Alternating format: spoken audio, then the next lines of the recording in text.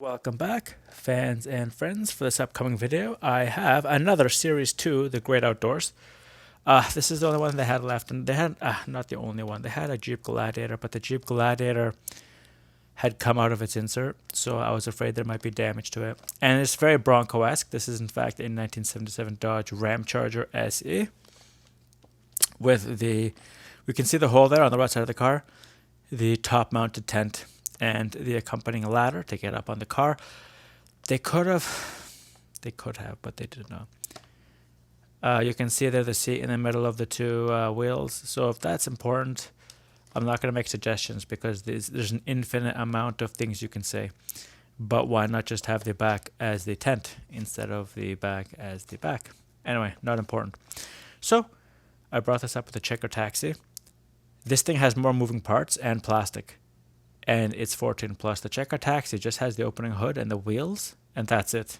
And it's 17 plus. So anyway, 164 scale, right underneath the 14 plus, limited edition obviously. We will be looking for a sticker or a number, and you can see they've used the white on silver for the lettering. Nice off-road tires. There's the GL number, JL042, if anybody's keeping track. Everything appears to be okay. The tires are decorated. You have a full-size spare, which is always great. You can't change it, but it's always nice to have. And then there's the tent that we will be taking a closer look at. And then if you want to collect the whole series, collect the whole series. But what I was saying before with the Checker Taxi, there's no way to know who made it, if it's Chrysler or not. But you have Volkswagen, Dodge, which Jeep is also an FCA product. Stellantis, I guess it is now. Goodyear. And yes, they are Goodyear Wrangler tires on this Ramcharger, so that is indeed why they put Goodyear here. Ford, because there's a Ford Explorer here and a Ford LTD. This is the one I have. I've already done this one. If you haven't watched it, you can do whatever you want. Go watch it if you want. Then there's the GM for the Chevrolet, and then obviously Dodge is represented by Jeep Gladiator and the Dodge Ramcharger in this video, and then the Volkswagen is obviously the van here, Type 2. And I might covered everything. We have 139.22 for the date of manufacture and the 14562 WB for the coding. And so I am now getting it. I am not familiar with the Dodge Ramcharger. I know what a Dodge Charger is. I know what a Ram is. I know what a Dodge Ram is. But Ramcharger appears to be not a combination of all these things. It looks very much like it competes with the Ford Bronco. I said this before. Almost identically. It does look a little bit bigger. Rolls very well. So and so here we have it. Obviously the Country Squire being a station wagon would not have a separating roof. But what I was bringing up about the why not just put the tent on the top of this? But anyway, it's not important. Do you get an opening hood? That would be the icing on the cake. Probably the most deluxe of all the Greenlights I have ever done, except if one of them decided to come out with an open door. So I cannot get it to open, so we will just leave it at that. If I do get it to open, so fans and friends, good news is this Ramcharger is probably the most deluxe Greenlight I've ever had.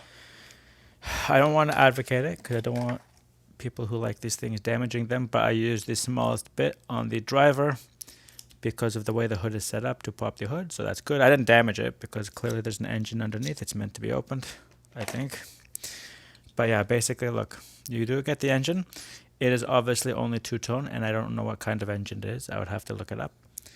I am looking at a 1977 Dodge Ramcharger. Somebody wants to mention it. But that's what the interior looks like. You have Dodge written on the front. The light's done very well. They are not inserts. It's just stamped and then painted over. It is very well stamped. Like these little individual louvres do look well. They have not painted the license plate. I will forgive them for the opening hood, the removable cover, and the tent with its ladder. And you can see there the two-tone interior, the white seats, and orange console plus dashboard. The plastic windshield, very easy, nice, and clear to see through. Excellent. No windows on the side. I've looked past that. You have Ramcharger right on the side there. Ramcharger again on the side. No other major issues to speak of. The wheels roll. So there is an issue with the wheels, but I'll get to that in 30 seconds. It's not serious. We will see how well it rolls. You can see the extension parts for the spare tire. Spare tire itself more or less is on properly. The rubber does move, so it probably comes off. I don't want to break it. We have Ramcharger again, just to the left of the spare tire. We have AT-S for the Wrangler tires from Goodyear.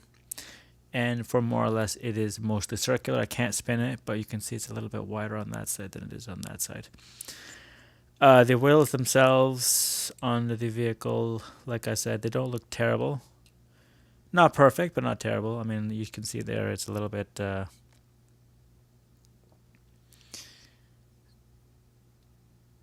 it's not perfectly round.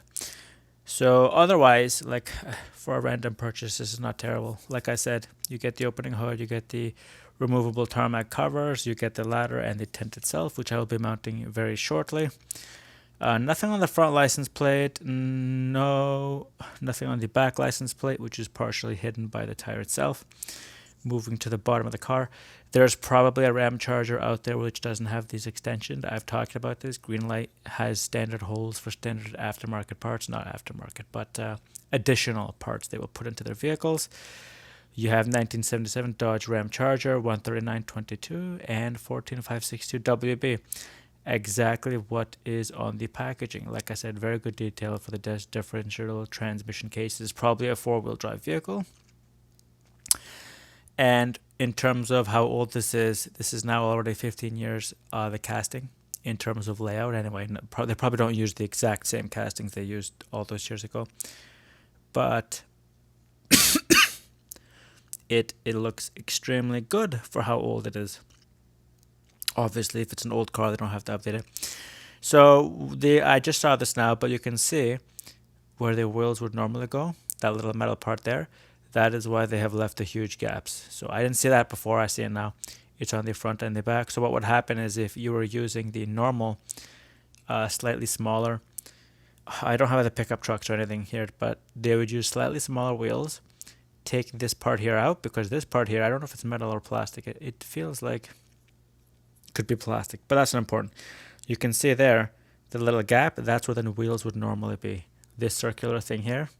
So it would be about that much lower and the wheels would be smaller. They would fit in the wheel well. You can see the gap there, but also because of that, you have there, if I cut it or trim down the wheels, it'll grind on it and then it won't move at all. So that's on me, just learning experience. Like I said, this is a otherwise missing the rearview mirrors, but reasonably well done vehicle. You get lots out of it, like I said. You have this tent. I am confident that's how it goes. There is absolutely no instruction manual. This little part here does not come out. My instinct is to fiddle with it. You can see my dirty fingerprints on the side there. And then what would happen is you would mount it on the top of the vehicle here. I guess, in theory, you could... No, it hangs over too much.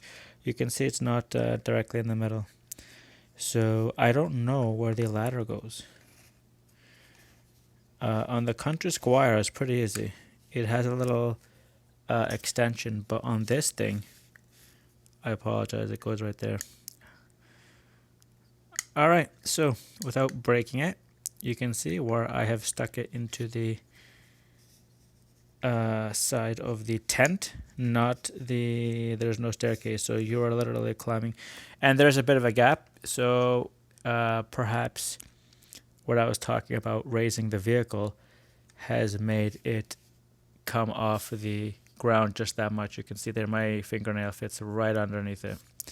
So here it is, the Dodge Ramcharger 1977 with the tent and the ladder fully mounted, and it rolls very well. So obviously you're not going to drive with the tent on, ladder out and hood open. I don't suggest it, nor do I condone it. And overall, a very well done vehicle for a random purchase. Like I said, it is Series 2 from the Great Outdoors Greenlight series.